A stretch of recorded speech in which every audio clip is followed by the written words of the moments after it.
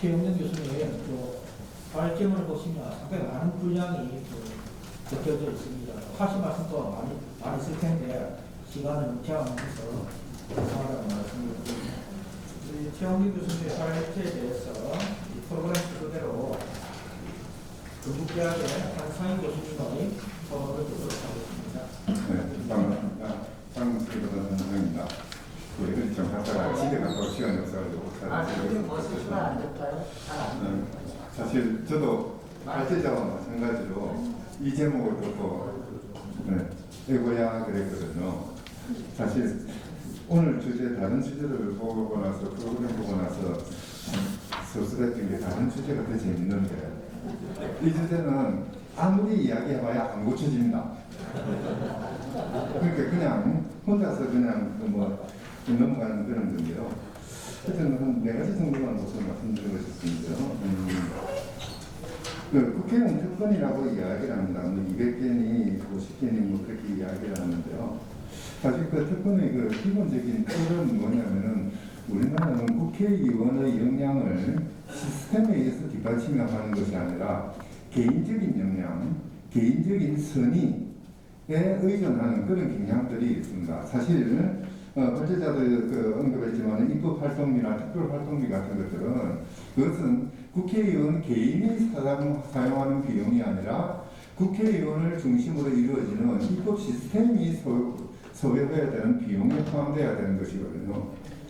개인의 경비가 아니라 시스템의 경비로 포함되어야 됩니다. 이게 이제 제일 큰 문제인데요.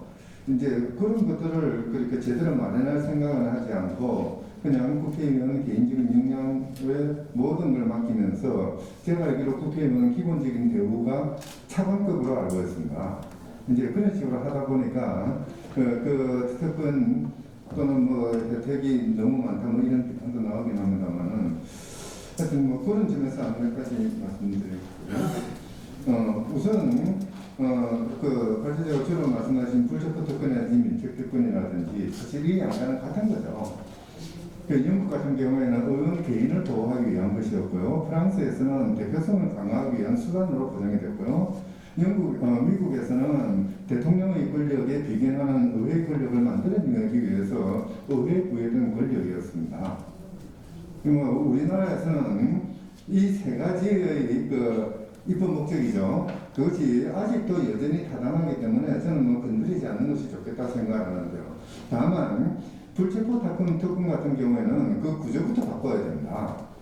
그러니까 지금 어떻게 되냐면은 영장 실질 심사를 할 때 검찰이 그러니까 그 피의자의 신병을 먼저 확보하고 한마디로 체포를 먼저 하고 체포된 피의자를 법정에 데려가는 구조를 갖춘다. 이제 이러다 보니까 피의자가 국회의원인 경우에는 체포 동의안을 그러니까 국회에 제출해야 되고 이제 이러다 보면 국회에서는 이 체포가 적법하니 안 하니 따지게 되는 거죠. 이런 제도를 바꿔서 그러니까 검찰이 체포를 해서 신병을 확보해서 법원에 데리고 가는 것이 아니라 본인이 법원에 출석을 하고 법원에서 구속 여부에 대한 판단을 내리고 난 다음에 법원에서 구속 영장을 발부할 때 그때 국회에다가 구속 동의서를 보내는 방식으로 처리하는 것이 저는 옳다고 생각합니다. 저 말하자면은 정치적인 논란이 있을 수 있는 검찰의 결정에 의해서 의원을 체포하는 것이 아니라 사법적인 절차를 거쳐서 이루어지는 법원의 판단에 의해서 의원을 구속하는 그리고 이 구속에 대한 동의를 요구하는 이런 방식으로 간다면은 그동안 있었던 의원 체포와 관련된 여러 가지 논란점들의 상당 부분을 없앨 수 있지 않을까. 또 하나 법원에서 구속하겠다라고 작정한 그런 의원들을 아무리 방탄국회라 하더라도 보호하기는 쉽지는 않을 겁니다. 국민 여론상. 적어도 이런 식으로 사법적인 판단이 이루어지고 난 다음에 체포를 구금을 하는 이런 시스템을 가는 게 바람직할 것 같고요.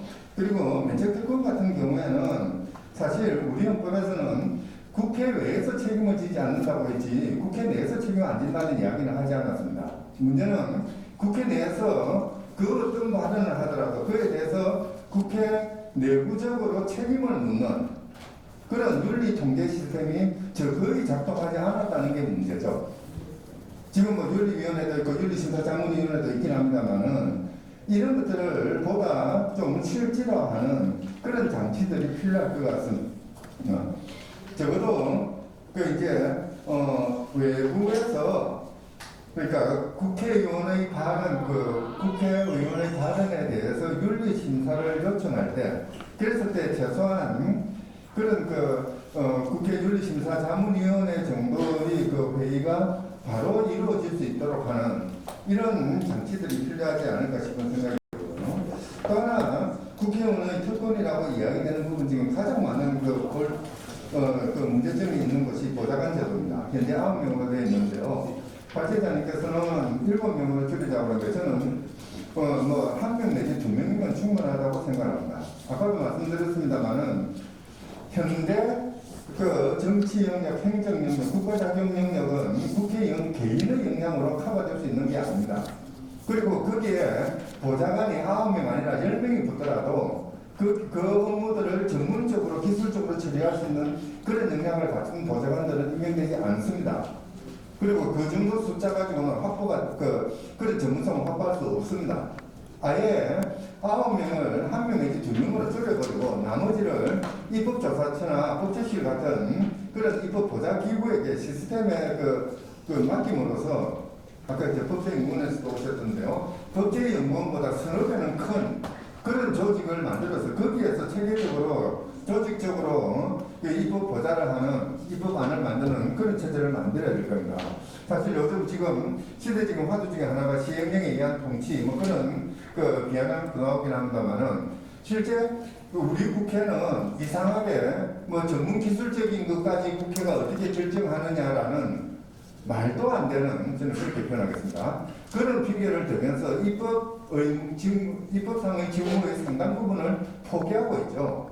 그러다 보니까 약체 국회, 그 괴물 공룡 행정 조직이 나타나게 됩니다. 관료들에게 입법 결정권의 상당 부분을 그러니까 빼앗겨버리는 그런 걸 찾기 위해서라도 입법처 같은 그런 전문 연구기관, 입법보좌기관이 더욱더 강화될 필요가 있다고 생각합니다.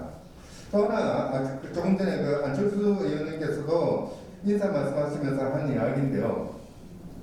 그러니까 이해 충돌 문제, 이익 충돌 방지법 이 부분은 아주 어렵게 국회가 입법했습니다. 겨우 이제 입법을 했는데요. 입법을 해놓고도 그 입법의 시행에 필요한 국회 규칙을 만들지 않고 있습니다. 특히 이익 충돌의 관련성이 있는 그런 정보 공개에 관해서는 그나마 그것도 공개하지 않겠다라고 그러다가 그나마 의원 본인에 관해서는 공개하겠다. 이제 가족이라든지 정말 이해관계에 들어가 있는 그런 사람들의 이익충돌 여부에 관한 정보는 공개하지 않겠다. 뭐 사생활의 자유다, 뭐 비밀이다 이런 핑계를 대고 하는데요. 사실 이제 그런 부분까지 적어도 어느 정도의 인적 범위 내에서는 그러니까 이익충돌 여부에 관련된 정보를 공개할 수 있는 그런 규정을 포함하는 국회 규칙이 빨리 제정돼야 될 것입니다. 사실 이 문제 때문에 저는 지금 참여연대 공동대표도 맡고 있는데요. 참여연대 담당자들이 지금 정치개혁특위 위원장 지금 면담하고 있었습니다.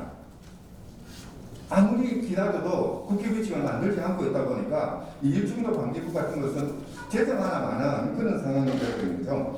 이런 것들부터 제대로 고쳐져야 우리나라에 그러니까 다음 중 국민들이 가장 신뢰하지 않는 국가기관은 어디입니까? 했을 때 국회가 제일 먼저 떠오르지 않도록 할 수 있는 첫걸음이 될 것입니다. 이상입니다.